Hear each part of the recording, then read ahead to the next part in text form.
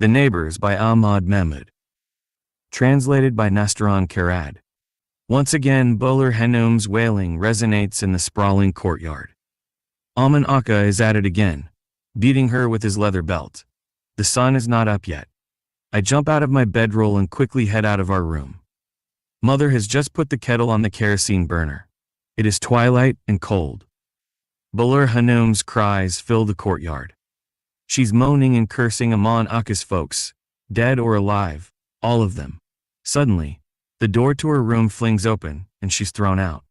A few of the neighbors, their arms folded against their chests, looking anxious, come and stand in front of their rooms. Bowler Hanoum's entire body is showing. I'm sure she's not wearing any underwear. One time I was in the pigeon coop. She didn't know I was there, and I heard her tell the other women, the elastic of the underwear leaves a mark on my waistline. Besides, this way is better. You're always ready for it. Ahmad Aka darts out of the room and starts beating Bowler Hanoum. I go around the small moss-covered pool in the middle of the courtyard. I stand next to the pigeon coop and watch Bowler Hanoum cursing and writhing under the lashes. Her thighs are already bruised.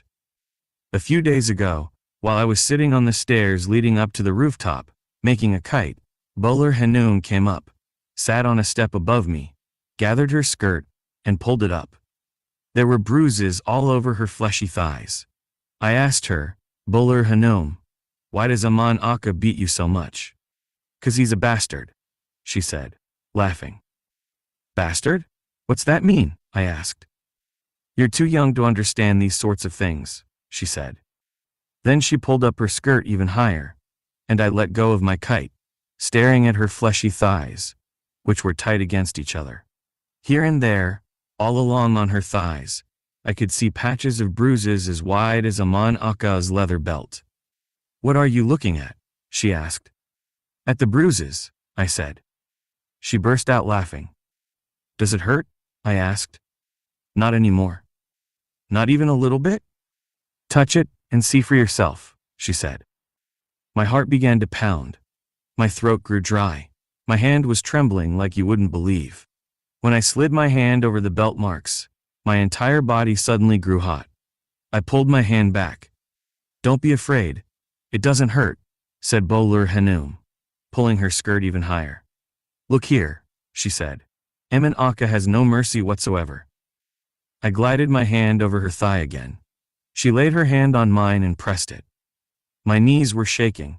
My saliva got thicker. She slid my hand further up. Such soft skin, just like marble. Smooth and firm.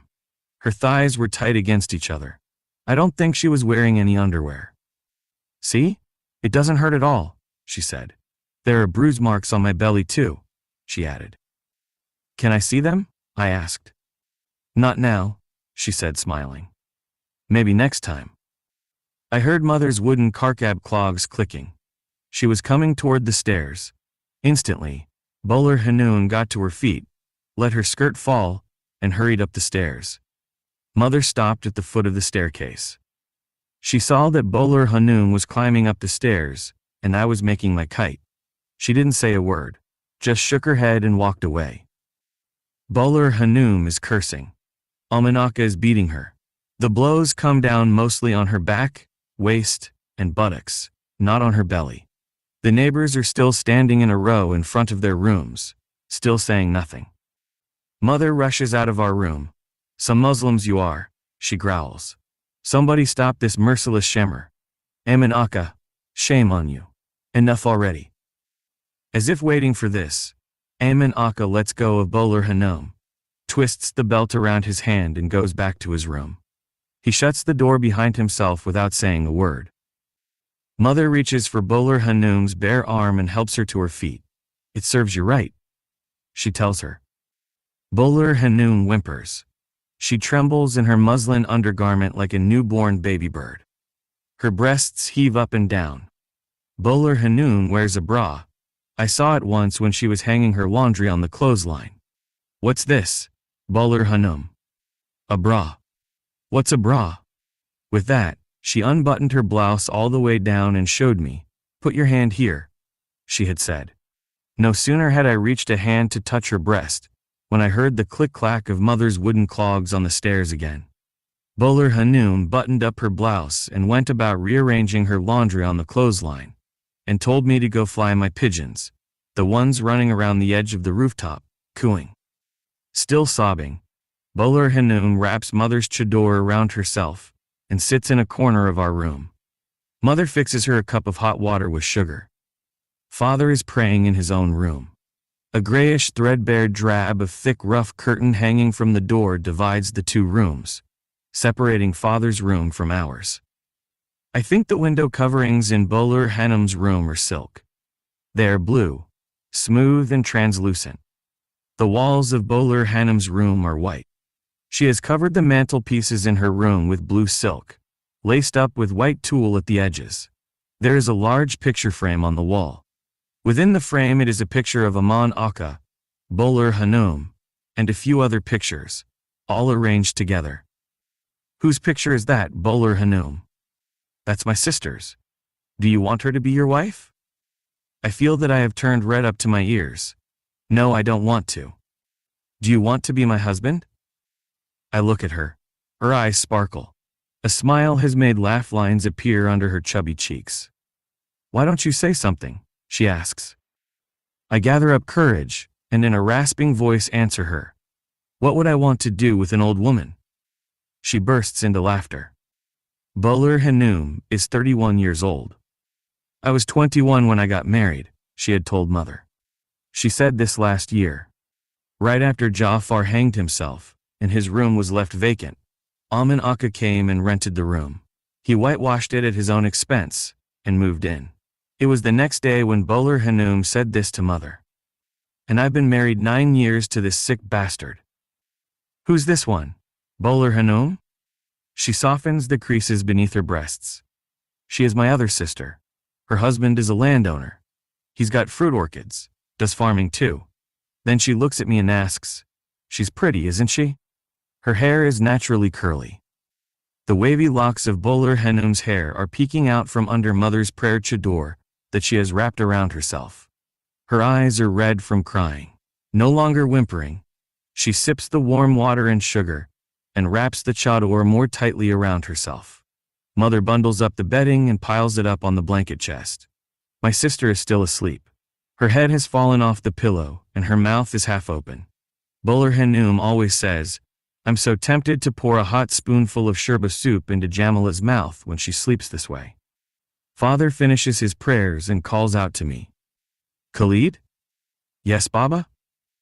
Have you said your prayers yet? I'll say them right away, Baba. Father squats down next to the charcoal brazier and rolls himself a cigarette. Mother pours him tea and then begins to mend the lining of Father's vest jacket sleeve, which has come undone from the top. It's Friday holiday. If Father would leave the house, I could fly my pigeons and have such bliss watching them. If Ahmad Mahmoud left, Bowler Hanoum would go back to her room, and perhaps she'd call me up to show me the bruises on her belly. The kids are making such a racket in the courtyard. It's amazing how they get up even earlier on Friday mornings than on other days. Mohammed the mechanic's son, Omid, goes to school. He's in the 2nd grade. I went to school up to the 4th grade. After I took the last test and passed it, Father said, no more school. But I still want to go to school, Baba. It's enough, he said. But I want to get my high school diploma. A true man is someone that his working back collects so much dust that upon tapping it, dust would fill the air, he said to me. Haj Sheikh Ali lounges in the cushion. Usa Haddad. Khaled goes to school? Yes, Akka, he does. Haj Sheikh Ali sips the sweetened musk willow drink and asks, what grade is he in? With your permission, Akka, he's in the 4th grade. Can he recite the Ham Surah prayers without a mistake? Of course, Akka. He even recites the Ayatul Kursi prayers without making a single mistake. Haj Sheikh Ali gulps his drink. In that case, that's enough.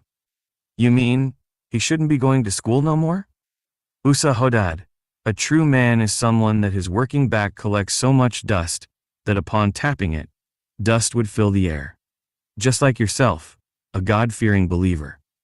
Father shifts in his place and asks again. You mean to say? Yes, Usa Haddad. Too much schooling makes people unruly. The kids are making a racket in the courtyard. Some days Hassani, the son of Rahim the donkey keeper, goes along with his father to the brick kilns to take the donkeys to the brickmaker's pit and back again to the brick kilns, so that Mash Rahim can squat down a bit under the brickmaker's sunshade, smoke a pipe, and drink a cup of tea. The sun has already spread its rays in the courtyard. The odor of Kaj Tawfik's opium smoke wafts through the air. Amu Bandar comes out, sits himself down in the sunny part in front of his room, and starts patching up his woolen sweater. Amu Bandar's cart and long-handled broom are next to the wall of the pigeon coop. Rahim the donkey keeper fills up the manger with straw for the donkeys, and then looks up at the bulge in the sunshade ceiling. Sanam opens the door to her room. Huffing and puffing, she brings out the large pot of boiled turnips and places it on the four-wheeled cart, yelling, "Karam, get moving. I'm coming, Nenny." Sanam's weak and sickly son heads out of the room. He puts the kerosene primus burner under the turnip pot and pushes the cart out of the house. Father is still squatting down next to the charcoal brazier. It looks like he has no intention of leaving the house. On Fridays, my father goes to visit the ulama, the clerics. First, he pays his respects to Sheikh Ali, from whom he sometimes seeks advice on religious matters, asking him questions on the doubts, the unintended, and the prohibited matters. He consults with Haj Sayyid Ali about reciting and interpreting the Quran, but in the presence of Haj Sayyid Muhammad, the discussion usually revolves around the history of Islam, the merits of the Shiites, and the fallacy of the Sunnites. But today, it looks like he has no intention of leaving the house. "Bowler," it's Aman Aka's voice. "I left you some money on the manteltop." "To hell with your money," grumbles Bowler Hanoum. Aman Aka gets on his green English bike and heads out for the tea house. Aman Aka's tea house is located right at the fork in the road leading to the harbor. Every now and then, Omid, Muhammad the mechanic's son, Ibrahim and Hassani, the sons of Rahim the donkey keeper, and I go all together to Aman Aka's tea house so we can listen to the phonograph. It's a long way, but it's worth it. "Hey Spider, give them kids 4 watered-down teas." We sit at the table, and the tea house errands runner serves us tea. Our eyes are fixed on the large green horn of the gramophone. Spider lifts up its needle and plays a record. We drink tea as we listen to the singing. Sometimes we play dominoes too, just for fun. To our health. Ibrahim always likes to bet and play, but Omid and I never agree to that. "We're not gamblers," we say. "So, what's the point in banging the dominoes around on the table for nothing?" Once Ibrahim and Omid made a bet of a kiss. Ibrahim won and kissed Omid. "All right, kids, you had your tea, and you gave a listen to the songs. Now go home." Finally, father stands up, walks away from the charcoal brazier, takes his jacket from mother, wraps his keffiyeh around his head, and leaves the house. Bowler Hanoum leaves too. My eyes follow her. She still has mother's prayer chador tightly wrapped around her waist. Her buttocks sway gently. She walks into her room and shuts the door. When Aman Aka was beating her, I didn't notice the belt hitting her stomach. I open the door to the coop, walk inside, and shoo the pigeons out. The male whitetail looks mournful.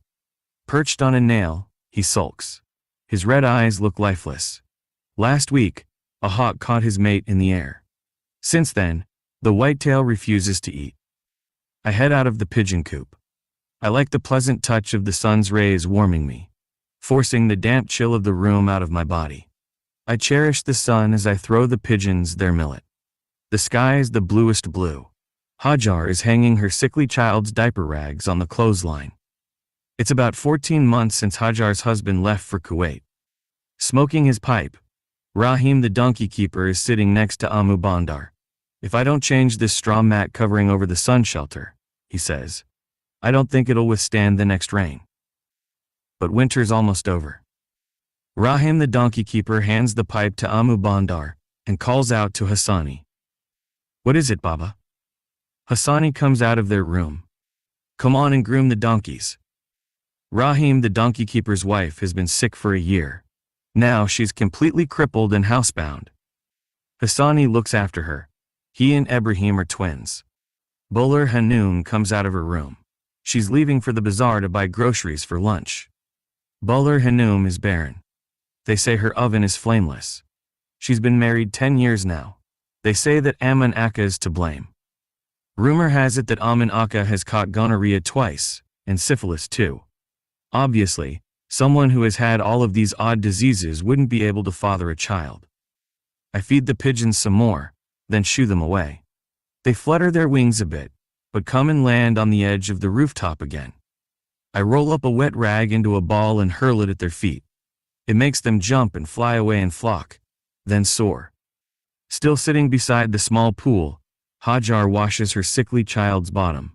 I bet the water is cold, 'cause the baby's sudden holler fills the entire courtyard. I climb up onto the rooftop and whistle for the pigeons. I hear Hassani calling out for Rahim the donkey keeper. Baba, hurry up, mother's passing out. Ever since Jafar the brickmaker hanged himself, Rahim the donkey keeper's wife has gotten worse. The beak of chilly weather is broken. It's getting warmer each day. It's no longer bearable to sleep indoors.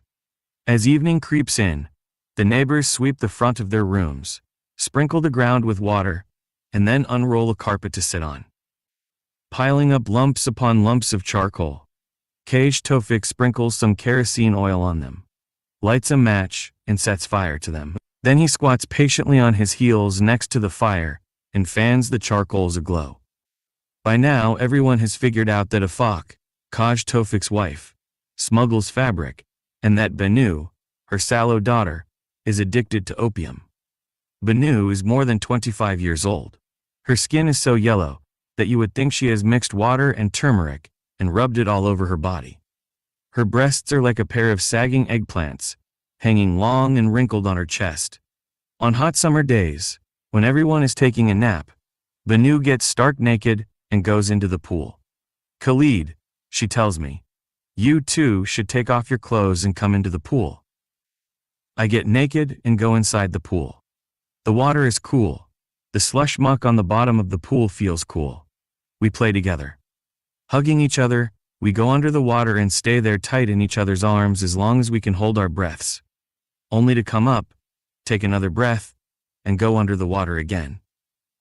Banu, I'm tired. I can't go on. Just one more time. That's all? One more time. And then we do this again and again, till we're out of breath. Bowler Hanoum does not spread a rug on the ground. She owns a double bed. Together with Aman Akka, they sit on the bed and eat their supper. Then, they set up the mosquito netting and sleep right under it. My father was out of a job all winter. Even now that the weather is warmer, he is still out of work. Every morning he goes to his blacksmith shop and returns home empty-handed. These days, the blacksmith business is really slow. These days even the shovel handles are imported from abroad, my father laments. Let alone hobnails, pickaxes, and picks. From dawn to dusk, all I do is to sit next to a cold furnace. Father sits thinking well into the night, smoking. I'd say we've bought 35 pouches of tobacco on credit from Mehdi the grocer. I sit next to my sister in front of our room, licking the bottom of pot of the ashkini boiled egg stew. Aunt Rana barges in, beating her chest, her headscarf slipping around her neck, her hair disheveled. Her eyes are red and puffy from crying. Aunt Rana's husband is a laborer, her son is a boatman, and her daughter has been twice married and divorced, and now lives with them. Whimpering hysterically, Aunt Rana sits down and wipes her nose with the end tail of her headscarf. What am I supposed to do now, sister? What misery! I have such bad luck. I'm so unfortunate. My world has come to an end. My sister and I are still licking the empty pot of eshkene. Mother frowns. What's wrong, sister? What's the worst that could happen, sister? My son, my precious son. May your mother die for you, son, now that you're at the mercy of the unjust. Chain smoking, father keeps his gaze on Aunt Rana without saying a word. Father is not very fond of Aunt Rana, nor does he care for her husband or her son, Golem. Beating her chest again, Aunt Rana continues to moan and curse. Since Bowler Hanoum has moved in and become our neighbor, Aunt Rana's son, Golem visits us more often. Khaled, can you take a message to Bowler Hanoum? What business of mine is it to take a message to her? Well, cousins should be there for each other. Aunt Rana finally begins to talk. In the morning, Golem was caught at the bank of the river and taken to the military drafting office. When the news reached Aunt Rana, she tied her chador around her waist and set off for the office where she was not allowed in. So she stood right there in front of the office, screaming and slapping her head and chest. A sergeant at the office barked at her, then shoved her out and told her in a self-important manner, "Woman, it's not just that son of yours. Every young man must do his military service. He's got an entire life to live for himself. Now let him live 2 years for the government. What's all this moping and screaming for?" And now, Aunt Rana has come to see if the orderly of His Excellency the Captain, for whose wife Afak sometimes takes smuggled in satin fabrics, could use his influence. "Sister, can Afak help us? Can the orderly of the captain save my son if he would agree to be of any assistance?" Mother tries to calm Aunt Rana down. The neighbors have gathered around us. The scent of Kaj Tofik's opium smoking wafts through the sprawling courtyard. Sitting at a charcoal brazier, he smokes his opium at his leisure. Afak hasn't come home yet. Banu has squatted next to her father. Sticking her nipple into her sickly child's mouth, Hajar stands over Aunt Rana's head. Sanam too joins us, sitting next to Mother. Mother sets a cup of tea before her. Hassani, Ibrahim, and Omid, all leaning against the kitchen wall, gawk at Aunt Rana. Afak comes in through the courtyard's door. She goes into her room, unties the fabrics tied to her waist, and lets her chador fall from her head. She then comes out and sits by Kaj Tofik. "Has Sheikh Shoaib come yet?" she asks. "I heard him sending word this afternoon that he wouldn't come. He'd said that the inspectors had become suspicious, so they blocked the way." "May God curse them," Afak says. Aunt Rana asks Mother to go talk to Afak. Sanam says that His Excellency the Captain has managed to get draft exemptions for a few people so far. She has witnessed this herself, she claims. But then, she adds, it will cost you money. In the meantime, Aman Akka arrives home on his bike. By the time he's gone to his room to change and wash his face with water from an earthen jug, Bowler Hanoum has spread the supper cloth on the porch bed and set Aman Akka's special plate down upon it. In the tray, there are usually a few leaves of shallot pickle, green onions, sometimes a couple of radishes, a few slices of tomato, or a few leaves of mint and tarragon, and other kinds of herbs and vegetables. Sanam believes that Aman Akka has peculiar cravings to want to eat these strange things every night. Bowler Hanoum, is it true what Sanam says, that Aman Akka has peculiar cravings? Bowler Hanoum bursts out laughing. Rahim the donkey keeper insists that Aman Akka won't be able to get some sleep unless he drinks that poisonous arak. Bowler Hanoum, is that true that Aman Akka must drink arak so he can go to sleep? Again, Bowler Hanoum bursts into laughter. If so, Mr. Captain must drink arak too, because I've seen similar things on his table whenever I've gone with Afak to his house. Is there any way he can help Golem? Mother asks Afak. Mr. Captain? Huh. Afak moves her hand and puckers her lips in a way as if Mr. Captain is nobody at all. Afak's hair is pitch black. It falls down over her shoulders. Her eyes are so black you'd think she dyes them with charcoal every day. Afak Hanoum, why does Mr. Captain keep that monkey? He can't father a child, son. So instead, he keeps a monkey. The monkey is the size of a kitten. They have put a chain collar around his neck, and the captain's wife has his leash in her hand. She's short, captain's wife. Her hair is golden. Her ass is so big that it swings like a pendulum as she walks. Her hips sway around. Captain comes out of the room. His polished boots shine, and he has twisted his mustache upward. It's curved up like a scorpion's tail. His hat comes down to his eyebrows. The upper part of his uniform pants is bulging. Captain is skinny, tall, and bony. Can you bring me a few yards of fine fabric, Afak? Afak nods her head. Captain's voice is husky. I'm on leave. I want to take some gifts to my dear mother and my dear aunts. So he cannot help us out, Mother pleads. He's such a swindler. I have yet to find anyone quite like him. So far, the son of a bitch has not paid for more than 10 yards of fabric, and I don't dare complain about it. Aunt Rana starts to whimper again. At noon, Father closes down his blacksmith shop and spends the afternoon at home. If I'm to sit idly doing nothing, I'd rather stay in my own house, he says. In the afternoons now, whenever I feel like it, I go to Ahmad Aka's tea house and listen to music on the gramophone. Or, if I feel like it, I go along with Ibrahim and Hassani to play dominoes and drink tea. The weather has grown quite hot, so if I want I can go swimming in Charkab Quarter too. Aren't we going to Charkab, Abram? Let's go. By the time we walk through the hot dry sand and reach the moist sand at the bank of the Karun River, the soles of our feet have become very burned. We like the pungent smell of fish in the water. Hot and humid vapor rises from the surface of the Karun. The river is calm. It floods in the spring and threatens the houses near its bank. We pass under the white bridge. Abram, I wish we had brought lines and hooks to fish. Tomorrow.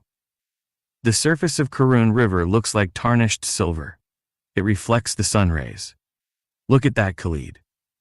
An elephant gray fish soars from the surface, bows in the air, and dives back into the water head first.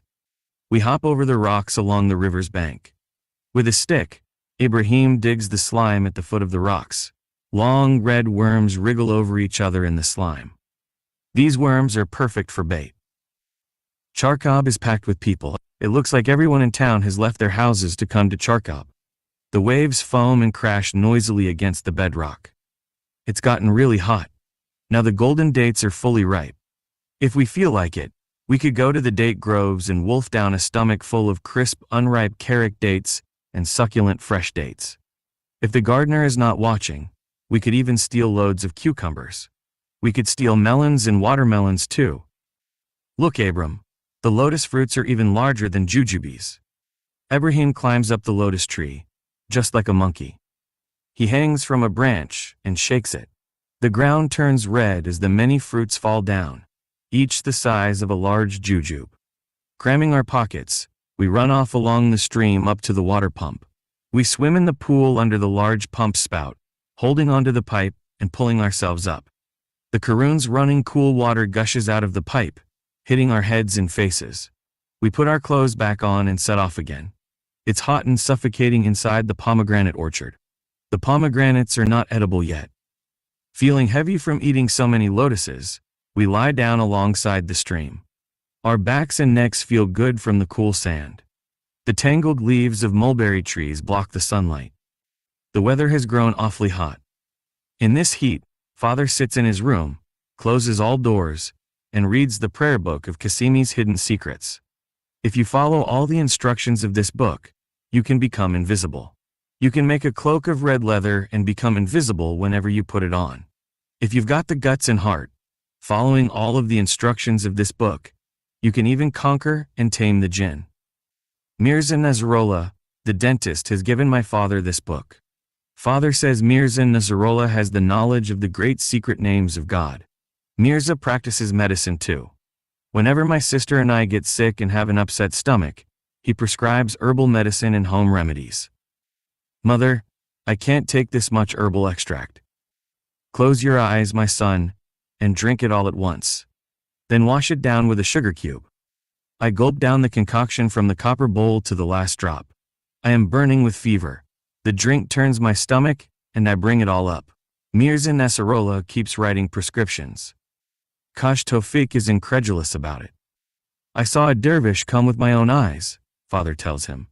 A ring in his ear, his hands on his chest, standing right in front of Mirza Nasrullah's shop. Patiently, Kash Tawfiq melts a tiny bit of opium on the pipe bowl. Mirza Nasrullah rejected the dervish, Father carries on. But when we went together to his house at noon, I saw the same dervish standing in front of Mirza Nasrullah's house, his hands still on his chest. Kaj Tawfiq puffs on the opium pipe. The fire turns the color of red to a smooth ruby velvet. At last Mirza Nasrullah gave the dervish some instructions and sent him away, Father says. Father has made 4 steel knives. On the blades of each knife, he has carved some sort of motif that I can't make out. I'm sure he got the idea for the patterns from Kasemi's Hidden Secrets. Unrolling his prayer rug in his room, he attaches each of the 4 corners of it to the ground with one of the knives and recites prayers on it. There's no doubt Mirza Nasrallah has given him some instructions so that his business would turn around. Mirza Nasrullah's workshop is the size of a chicken coop. His work tools consist of a couple of files, small and large, and an iron clip. The entire ceiling is covered with spider webs. His clients are mostly Arabs who come from villages close by, for instance from Zuye, Zargan, Dagagale, and occasionally from a bit farther away from places like Kanibe or even Susa. As long as I make 2 sets of teeth every month, life goes on, he says. Father says God is the provider. He hasn't given up hope. He is thinking of a new line of work now that his business has gone down. We're in debt up to our necks. In Charkab, when I took off my clothes to swim, somebody stole my shirt. So, Mother unstitched one of Father's old shirts and cut it for me. I have grown into it. I look carefully at the shirts of all the kids my height, and especially at those which are white and striped like mine was. Somehow, I have a feeling that I'll find my shirt. God is the provider, Father insists. God is the provider, Mirza Nasrallah says. Father also says, no living soul's mouth will be left without food. Father and Kaj Tofik talk about Kasemi's hidden secrets. Sitting there, Amin Akka just listens. Muhammad the mechanic is there too. It's been about half an hour since he got back from work. Underneath his nails, it's always black. Father tells them, if a person's heart is pure and tries to follow the instructions of Kasemi's hidden secrets, then he can conquer the world. Muhammad the mechanic does not believe any of this. He doesn't pray. As far as Father's concerned, even one smile at Muhammad the mechanic obliges one to do penance for it. Can we take a look at this book? Kaj Tofik asks. Mirza Nasrallah believes that I shouldn't show it to anyone, Father replies. Then he explains. I tried it once.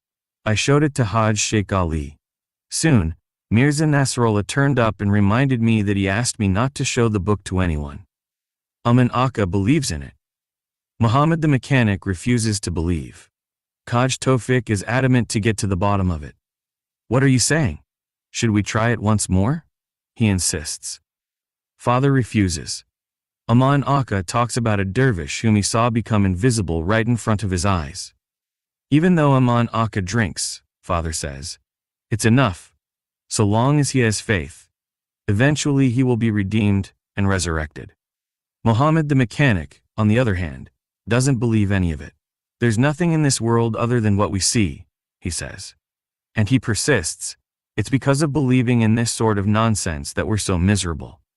We have to always work like a donkey and let others reap the profit. That's why we are always put down and become a bunch of hungry slaves. He doesn't mince his words. He just ignores everyone and rambles on nonstop. Father doesn't deal with him in a friendly manner.